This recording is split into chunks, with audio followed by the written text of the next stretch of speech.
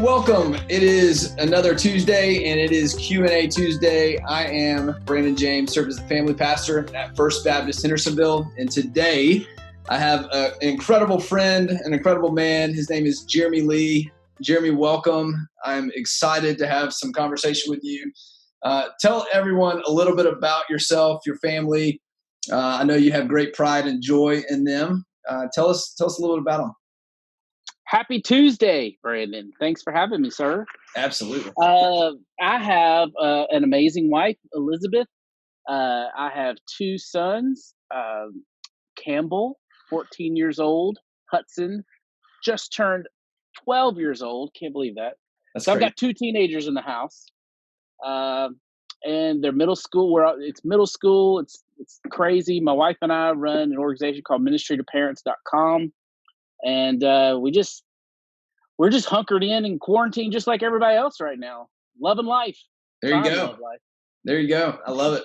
So, what kind of got you started? I know you. We have a long history, and I always appreciate you and the influence you've had on my life. One of the things that you've really helped teach me is the value and the importance of really partnering with parents in ministry. What kind of got you focused on that? What kind of led to you having this dream to create a resource in a ministry called ministrytoparents.com? Absolutely. I had a conversation with a ministry mentor. We were chatting about ministry and strategy. And I was, at a place in my journey where I was raised as a youth minister in the 90s, which means you got to be a cool, hip cat. The kids got to like you. And if they show up and if they're happy, the parents will come and they'll tithe and everybody will be happy and it'll be great and I'll be successful. In order to make all that happen, I needed to have a good midweek service, a really cool camp. And I was just kind of taught all of that. And I was living that and doing pretty well at it in my ministry career. And then I had this mentor kind of just challenge me with a quick question. And he said, Jeremy, I want you to list for me the 5 kids in your ministry that really get it. Like when it becomes this idea of following Jesus, like they got it and they're doing it. And I listed those 5 in my head really quickly. And then he followed up and said, how many of those kids got spiritual support from home? And it was all of them. And then, he didn't have to say much else because I just curiosity in my mind, I kept listening more and more and more. And I got down to like the 22nd kid before I found one that didn't have spiritual support from home and was kind of that outlier who didn't have that. I began to see a pattern and just the way my mind works, I just couldn't stop. And as he could see my mind was reeling, and he followed up with this one little zinger that kind of changed everything. He said, what would it look like if you did less pizza parties and more parent ministry? And that was it. From then on, I could go on and on about the experience, but I just kind of began to change the way I thought about children's ministry and youth ministry. And it's what's brought me here today with you fine people, right? That's right, man. That's right. The vast majority of people watching this, listening to this are parents of preschoolers, children, students. And so, there's a sense in which we prioritize that at First Baptist, and we want a resource and we want to help parents. One of the things I love about Jeremy that you may or may not know is that Jeremy is an author, right? He has written an incredible book. Barely. He wrote an incredible book called Pass It On. And there's several things in here that I love. One of them is just that it's really practical. But the whole idea is how do you pass on faith to your kids? And I think of it from the standpoint of generational faith, right? When we look at scripture, we see this mentality that God has commanded one generation to pass to the next. And our church's mission statement, we say we want to connect every generation to God. And it's really built on this thing that one generation commends to the next the mighty works of God. And God's design, I believe, is that happens in the home, right? Where a parent takes responsibility to really lead their children intentionally in the faith. And I think this quarantine, this stay-at-home order, this whole coronavirus pandemic has really driven us to a point where all of a sudden that becomes a reality. The church isn't there necessarily physically for me to take my kids to. And so I've got to take some ownership and responsibility. What are you seeing as you talk to a lot of churches and a lot of different youth pastors and children's pastors. What are some things that you're seeing and hearing in relationship to that happening across the U.S. in particular, and in the life of families and in their homes? Great question. I think we have an opportunity uh, like has literally never been seen before. I mean, I know in my lifetime, I'm 44 years old, and in my lifetime, I have never seen a global crisis. I mean, I lived through 9/11 and those, but I've never seen the whole world go through something together like what we're going through right now. And for sure, have never even understood how to live myself through a global pandemic in which I'm quarantined for 1, 2, maybe even more months. Just personally dealing with that and my feelings around that, and how that uh, affects how I interact with God is one thing. How I do that as a parent Mm. is a completely different thing. And then how the church in general is going to operate in Yeah. this. There are so many opportunities, but I think this is one of the things that, as I'm talking to ministers, this is the conversation I'm hearing more and more. Number one, you guys are working twice as hard as you've ever worked before. People are thinking y'all are sitting at home having a break, and really they don't understand that y'all are the first responders to the soul. And so people are freaking out, and they're coming to you, and you're there to comfort them with spiritual encouragement, prayer, and the comfort of God, and that's a beautiful gift. I would want to encourage parents to understand that what they look to their ministers for similarly is what they can offer to their kids in these moments. We literally can be the ministers to our kids. We Yeah. can give them biblical encouragement, prayer, and the comfort of God. We could be representatives of God, and bring to them that comfort. Speak to them on behalf of God in a way where they can understand that it's going to be okay, not just because we hope it's going to be okay, but because we know and understand it is because of the truth of God. Mm. The second thing that I think is incredible is it's kind of like, I say, I can't really go to the gym and work out because I just don't have the time, and that's being shown right now when I have all the time in the world and I still Yeah. don't want to go to the gym. My heart is being revealed, and I think without and you know me, but the folks listening may not know me. I'm not a guilt trip dude, but this really is a time for us to search our hearts Yeah. and maybe ask ourselves the question, I'm supposed to be, my kid is made up of mind, body, and soul. Mm. And I engage their mind by making sure they're doing the homeschool and things like that. I engage their body by making sure they get outside and run or do something. We can't just sit around on the couch all day. These are things we're having to do constantly. But it's an opportunity for us to really engage their soul in new Mm. and creative ways. If you're listening to this, though, I would say to you, if you hear me say that and go, well, I like the idea of engaging their soul and leading them spiritually during this time, but I have no idea how to do that. Let me encourage you. You're in the majority. Yeah. Most people don't know how to do that. And that's usually what freezes us from doing something as far as spiritual leadership. But we've got all the time in the world to do it. So it's a time to seize the opportunity. And as ministers, it's a time for us to throw the biggest online pep rally for parents ever and be like, you can do this. You are not alone. We'll help you know what to do and what to say, and let's do this together, but you got this. and Yeah. and and really, your kids more than ever need you to show up, and you can do it. Yeah.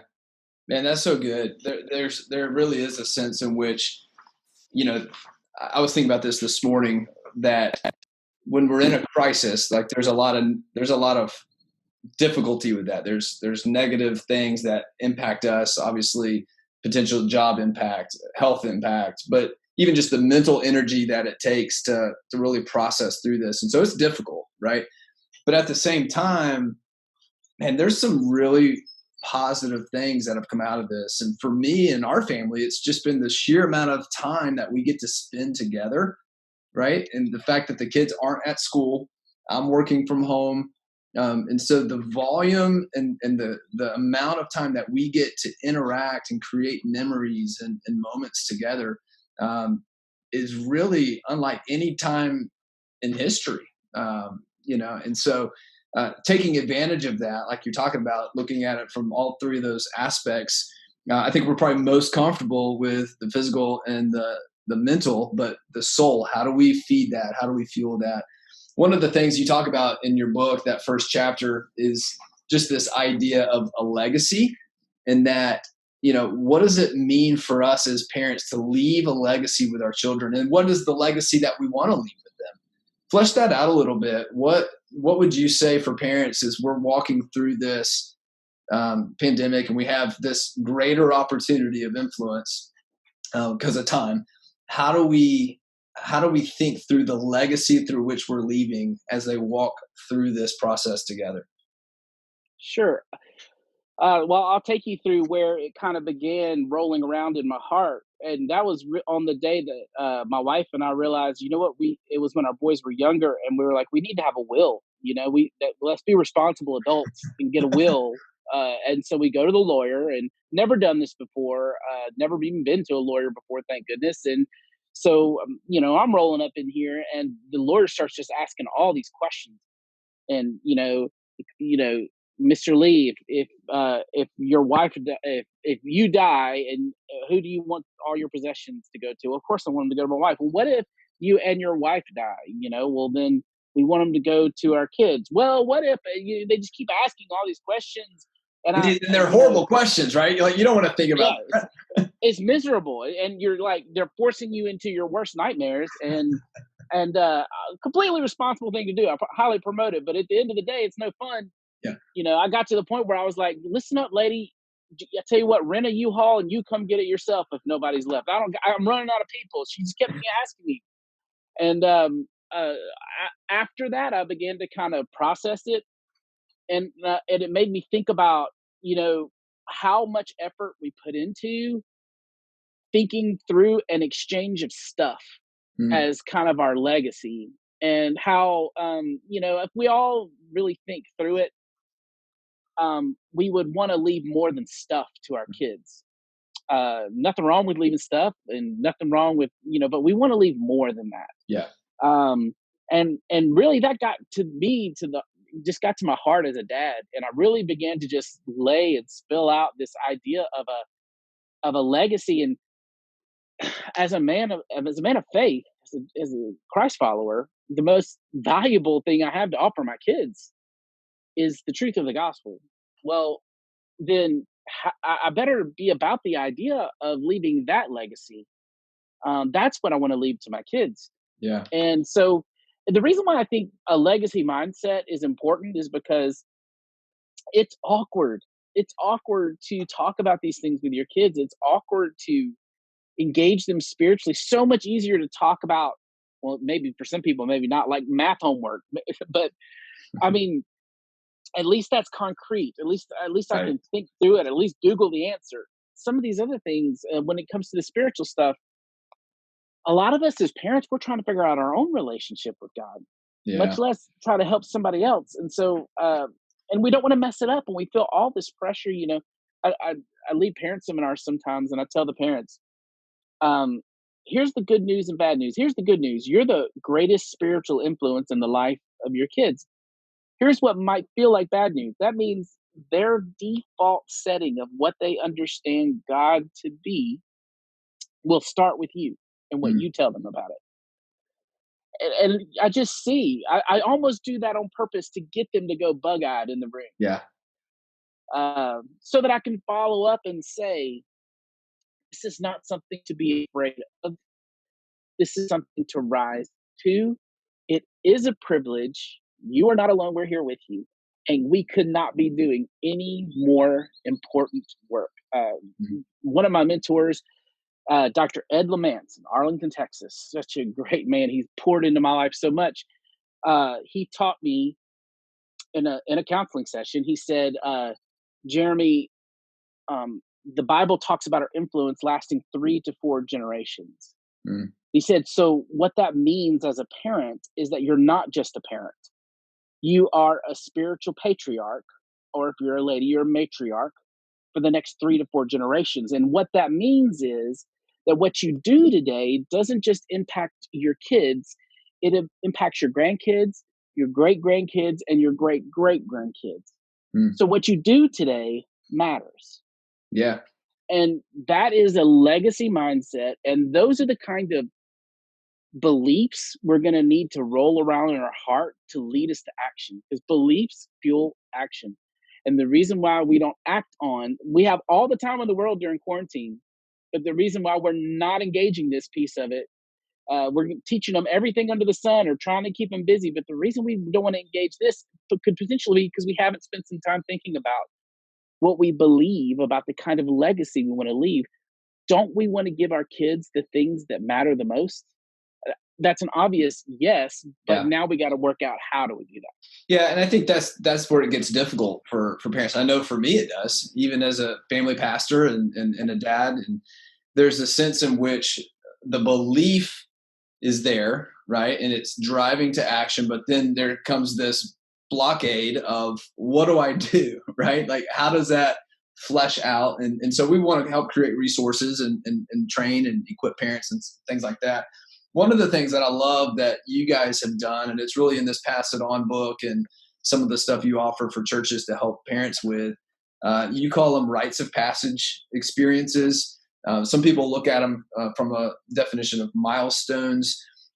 Talk through that a little bit from a standpoint of how a milestone or a rite of passage is helpful in creating this legacy for kids, for teenagers, for generations to come. Yeah, I mean, I love that term, rite of passage. The problem is, whenever I would say that, it was after I wrote that book, and after I would say that to people, they would think I was inviting them into some weird seance or ceremony. So we've updated that to say family experiences now. We keep it There you simple because go. again, There you try go. not to freak people out. That's good. But the idea of a family experience, for me, it's a great place for parents to whet their appetite in spiritual leadership. It's this, you ask, what's that first step? Well, the first step is to let's have a shared spiritual experience that takes place in the home that parents lead, but they have stuff that's helping them, so it's not hard. You talked earlier about kind of God's blueprint for passing down from generation to generation. I'm so glad that you did that, Yeah. because when you study the Old Testament and you look at the way God set up the festivals and the feasts of the Jewish faith to be able to pass down, if you study those, you'll see that literally during those moments, there's scripts that parents read to their kids and kids read back to their parents. This is not meant to be intimidating, but it was meant to be generation to generation. And so, in order for this to happen, we have to create these similar ceremonies and symbols that can be passed and exchanged from generation to generation, where parents can communicate to kids, kids communicate to parents. I talk all the time about parent ministry is as a minister, as a parent minister, I'm a spiritual matchmaker where I set up moments for parents and kids to share together. And I just kind of sit back and watch. And I, I take the mentality of, just kind of like someone who's watching behind the scenes, and I step out of that central spotlight and I just kind of enjoy watching the parent and kid take the spotlight. And that's what these are all about. We started this uh, with this concept of, well, it all started with somebody from First Baptist Hendersonville. Interestingly enough, I'll spare names in case they don't want me to say their names, but I got invited to a manhood ceremony, and during that manhood ceremony, I just watched a beautiful exchange where the dad Mm. told the son to kneel down, and he told the son, son, I've seen men who are 30 and 40 years of age and they act like boys because no one ever told them they were a man. So, son, based on my authority given to me by God and his word, as your dad, I tell you, that you knelt down as a boy, but you rise as a man. I'll never forget it, obviously. I quote it because it that moment was magical. And I remember thinking that when I was going to start ministering to parents, I wanted more of that. How could I set up those moments? Mm. Because those moments are what make the difference. And so family experiences are basically every year in every grade level, what are the major milestones and transitions that are already happening, where we're already throwing a party, we're already bringing out the cameras, we're already preparing to post this moment on Facebook. Whenever we think those thoughts, we need to think, how can we infuse our faith into this moment? Because then we transform it into something that is super significant. And it really is that simple. Well, and it makes sense too, right? Because as a person, as I think back on my life and my childhood, some of the things that I remember most are those significant milestones. Turning 16, right? Like when I got my keys, and my parents, we didn't have any official family experiences or rites of passages or anything like that. But I do remember very specifically my parents handing me one of the gifts they gave me when I turned 16 was a keychain, right? And on Mhm. that keychain was a tag that had a scripture verse, and it was they gave a really a blessing in disguise. I didn't realize what it was in the moment, but looking back, I do, to say, "We trust you now." Right? We trust you because we want you to root your life in scripture and make decisions based on the lens of God and the wisdom that God has given you that you have. And so here are these keys symbolically even saying you have some freedom that you haven't had before, but we trust you in it, right? I remember that, right? And because whether they had given me the keychain or not, I would have remembered my 16th birthday. You know what I mean? Like there's just a sense, it's a milestone. And so infusing faith into those major markers in life really help create this generational blueprint, as you mentioned there. So that's good stuff. And I think it's key to recognize that you remembered that. Yeah. But I bet your parents did about 4 or 5 or 6 or 27 other things that you just blew off because you were a dumb teenager or a kid who wanted to go I was watch a TV. smart teenager. I was not a dumb teenager. Sorry, Come on, Jeremy. you're right. I apologize. That is rude of me. Please forgive me. But at the end of the day, what I'm trying to say is that consistency over time, and this is what I believe God will hold us as parents responsible for our effort to Mm, lead our kids spiritually, and that'll hold our kids responsible for their attitude and heart to receive it. yeah, that's And so good. what that means is that I got to understand, because if we're going to get into these family experiences, these moments that we're trying to kind of leverage to influence our kids' hearts, we got to recognize that sometimes our kids will be like, whoa, and they'll never forget it. And they'll tell the story one day in an interview later. Or they also may not even remember it or have a clue what you're doing. And you can't control whether it's significant or not. And that's so important, because what I have to do is show up, and I will always remember the day I showed up to try. And the more that I show up to try, the more opportunity I have to have something that sticks. Yeah. And that's between God and my kid. But I am responsible for showing up. And if you don't mind, I want to give you Yeah. give the parents listening three different types of moments, because I think that's also important, because you might hear us talk about, manhood ceremonies or getting keychains or doing these things, and it might sound, like these big, huge things, which they're amazing. Right. But spiritual moments can happen in a bunch of different ways. And during quarantine, all three of them are probably going to happen. The first one is when our kids bring it up. They might bring up a spiritual conversation. I can't imagine a home not having some type of conversation about how God fits into COVID-19 or coronavirus. And maybe Right. the kids might have questions. Maybe you might be willing at dinner sometime to ask them, do you guys have questions about all this? Do you have questions about where God is in all this? Or let's talk about that.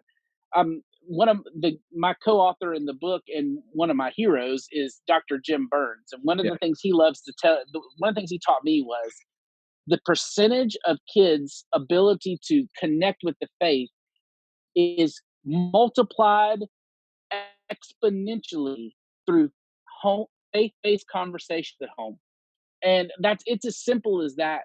And so when your kid brings it up, jump on it and have the opportunity. And then there's moments where life brings it up, and we are in one of those moments Right. right now. When I went through cancer, it was a huge moment.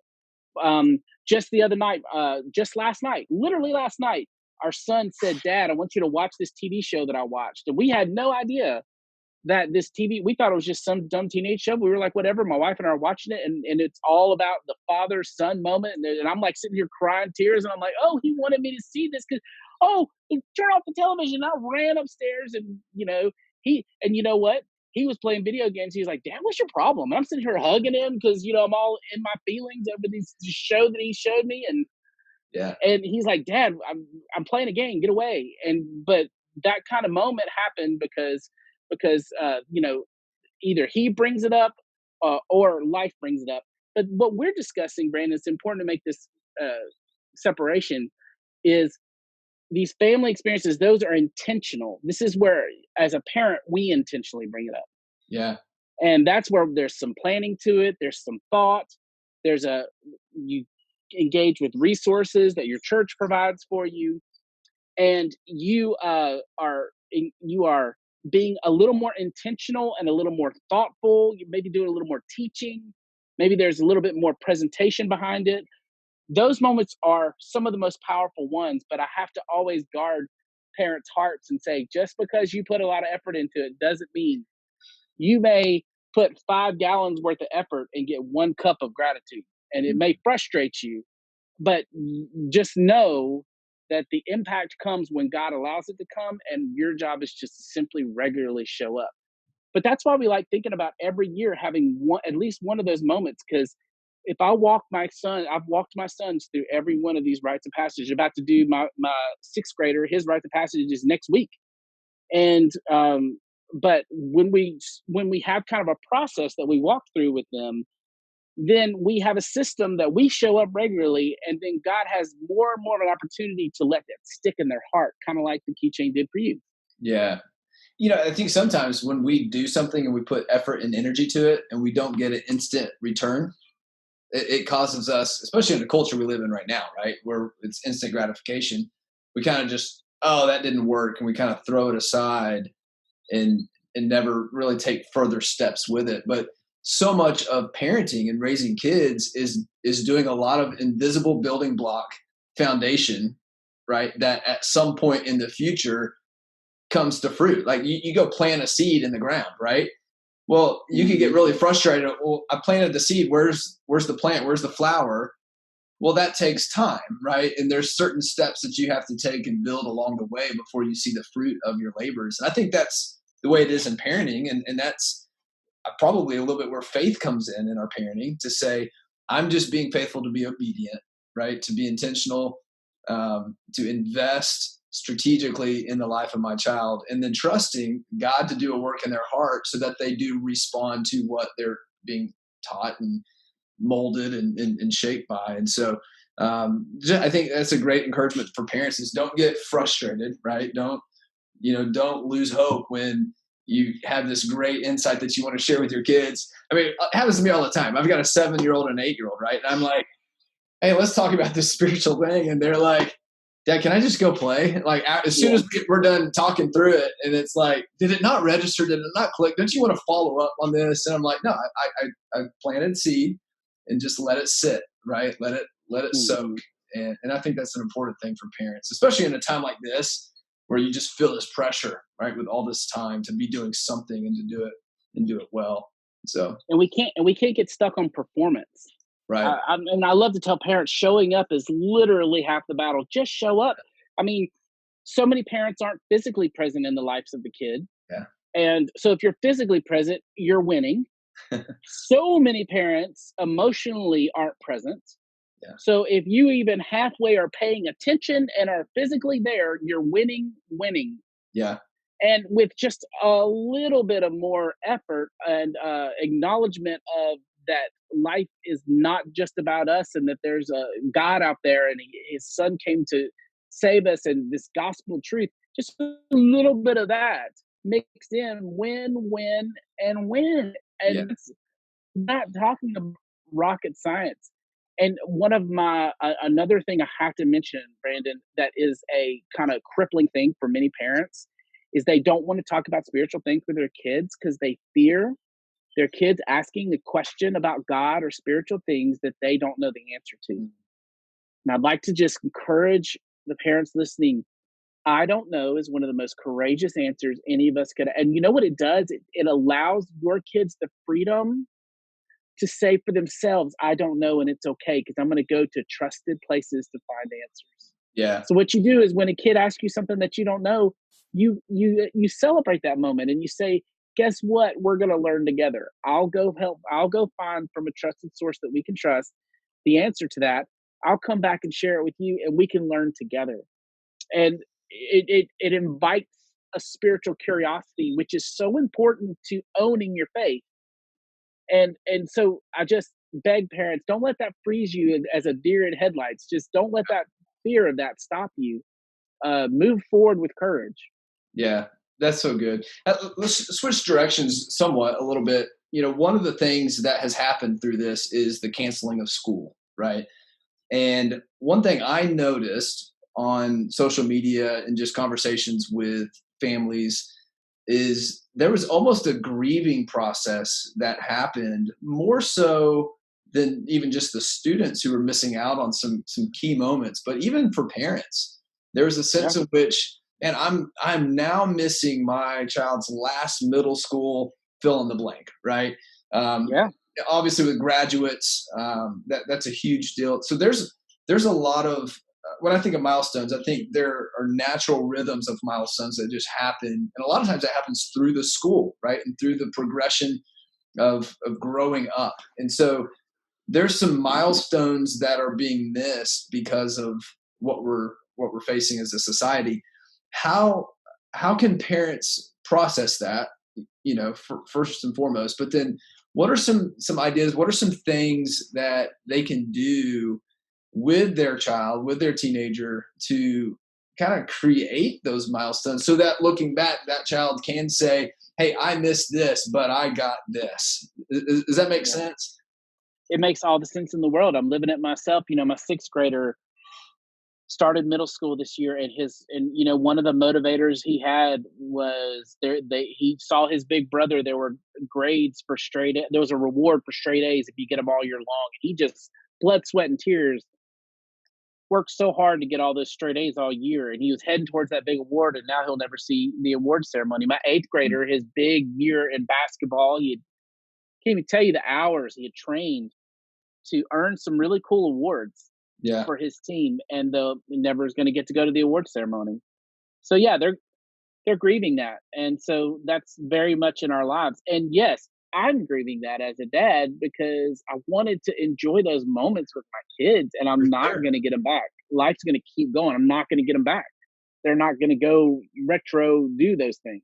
So I'm sad, and I think that would be step one of that is to acknowledge and in front of your kids so they know it's okay to say sad. Yeah. Sad that didn't happen. There's no way you can't be sad. Whether you want to tell me or not, I want you to know it's okay. I'm sad with you. Uh, because what sadness is our hearts telling us that there's something that's happening that we can't control, and Mm, we're going to have to accept it. And so, at the end of the day, if this is what I love about spiritually leading my sons, is that anything, good, bad, or ugly, anything that happens is an opportunity to invite them closer to God.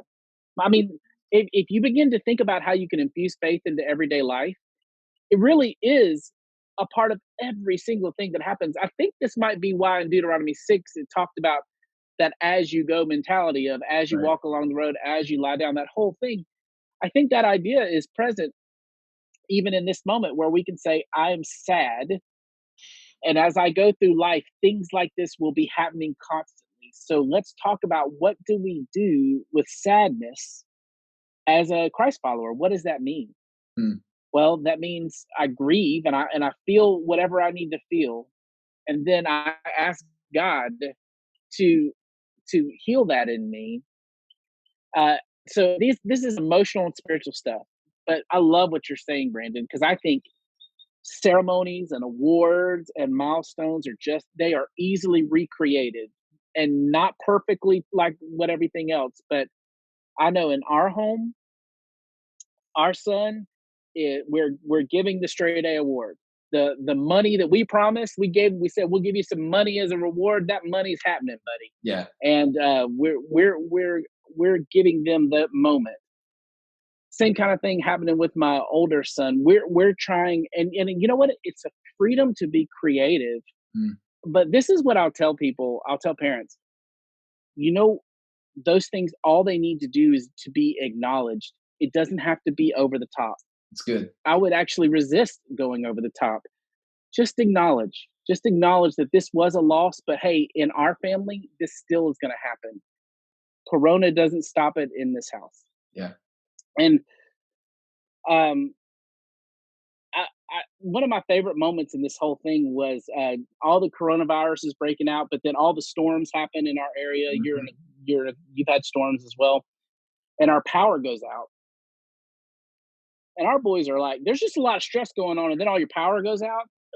And my wife, my amazing wife, who we both have youth ministry backgrounds, she just picked up flashlights and said, hey, let's play flashlight tag. And we're in a pitch black dark house playing flashlight tag and having one of the biggest moments I will always remember. Whenever my boys go away, I'll always remember the night the power went out. We played flashlight tag. Yeah. I didn't plan that moment. Yeah. But that moment happened. I think quarantine gives us a chance to have a million moments like that if we'll just look for them. And I'm saying that with full understanding that at the same time we're grieving our own adult responsibilities.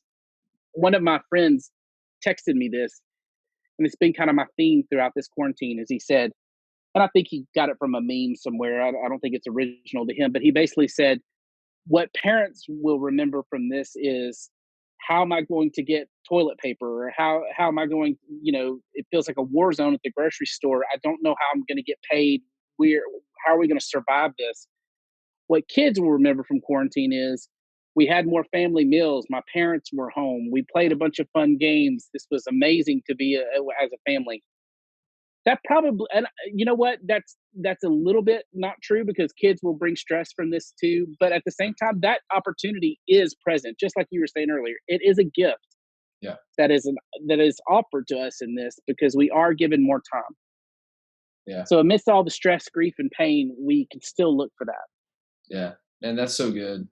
Man, Jeremy, I really appreciate your time with us today, and just the insight. And man, tell your family hello for us. I will. And man, I appreciate the investment that you're making to instill generational faith in so many families. So thank you for your time. We appreciate you. Have a great day, man. See ya. See you, man.